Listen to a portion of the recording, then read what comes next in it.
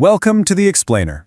Today we're diving into some really powerful material from Dr. Sudhandra S.G., and it's all about a simple idea with huge implications for educators.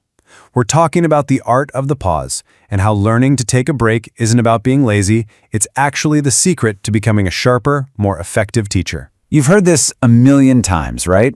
In our culture, and especially in a field as demanding as teaching, being busy feels like a badge of honor. It's almost a signal that you're dedicated, that you're hardworking. You know the drill. The never-ending emails, the back-to-back classes, planning lessons late into the night, it all screams committed teacher. But is it really the best way? Let's just challenge that idea for a second. Because this research suggests that constant, frantic busyness isn't a virtue. Not at all. In fact, it might just be a sign that you're not working efficiently. And more importantly, it could be actively damaging the very tool you rely on most, your brain.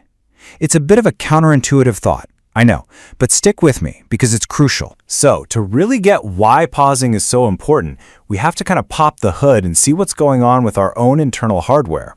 We're going to take a peek at the brain's learning center to see what happens when it's just pushed way too hard for way too long. Okay, so meet the star of our show today, the hippocampus. This part of your brain is the absolute hub for learning and memory. And here's the amazing part. New brain cells, brand new neurons are actually born in here every single day. Think about that. As a teacher, you're in the business of building brains, and this right here, this is ground zero. Now these new neurons, they're like tiny, delicate seedlings. They need the right environment to grow strong. Things like social connection, a little bit of exercise, and rest. That's the good stuff that helps them thrive.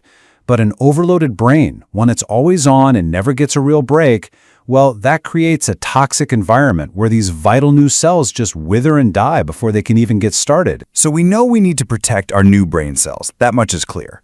But how does pausing actually help us learn better? Well, the answer is pretty fascinating, and it comes down to a really practical strategy based on the two different ways our brains like to work. Think back to a typical school day. We give kids recess, don't we? We just know, instinctively, that they need that break to run around and reset. But we so often forget that what's true for them is just as true for us. That pause isn't just for play. It's a fundamental part of how we process information and learn. Your brain needs recess just as much as your students do. And here's why.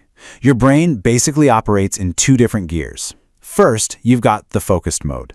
This is you, head down, laser focused on grading papers or planning a lesson. It's intense, direct problem solving. But then there's this second, equally important mode, the diffuse mode. This is what happens when you relax, you go for a walk, you take a shower, you just let your mind wander. It's in this mode that your brain starts making these wild, unexpected connections. It's where the aha moments happen. And this brings us to the absolute key takeaway.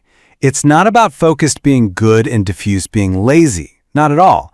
The real magic happens in the switch between them. Real, deep, effective learning for you and for your students is all about cycling between that intense focus and that relaxed, restorative pause. You need both, period. And believe me, this isn't just some abstract theory. This is a strategy that you see in top performers everywhere. For some of the most brilliant minds in history, this idea of strategic rest wasn't a luxury. It was their secret weapon. I mean, just look at the evidence here. Studies have found that the very best concert violinists actually practice less and take more leisure time than their slightly less accomplished peers. Einstein was famous for using his naps to crack tough physics problems. We even see it in the animal kingdom, where social animals develop stronger neurons. And get this, a lot of history's greatest thinkers were known to sleep up to 10 hours a day.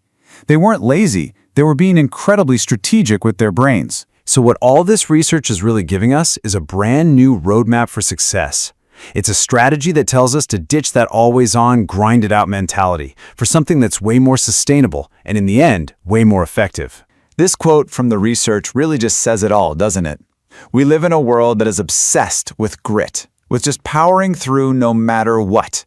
But what if working smarter is just plain better than working harder? Efficiency, which means getting the most out of your focus because you balance it with rest, is so much more powerful than just brute force effort. Let's just look at the two paths here, laid out plain and simple. On one side, you have constant grit. Always on, no breaks. The long-term result?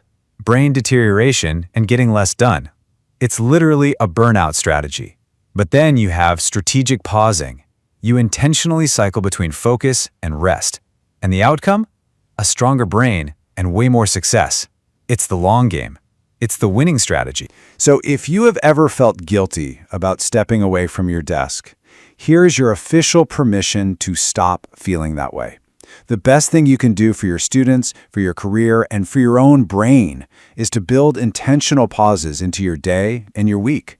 It's not a weakness. It is your single greatest strategic advantage. So, I want to end this explainer with a direct challenge for you.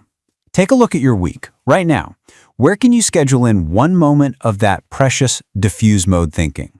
Maybe it's a 15-minute walk and you leave your phone behind. Maybe it's actually scheduling lunch with a colleague instead of eating at your desk.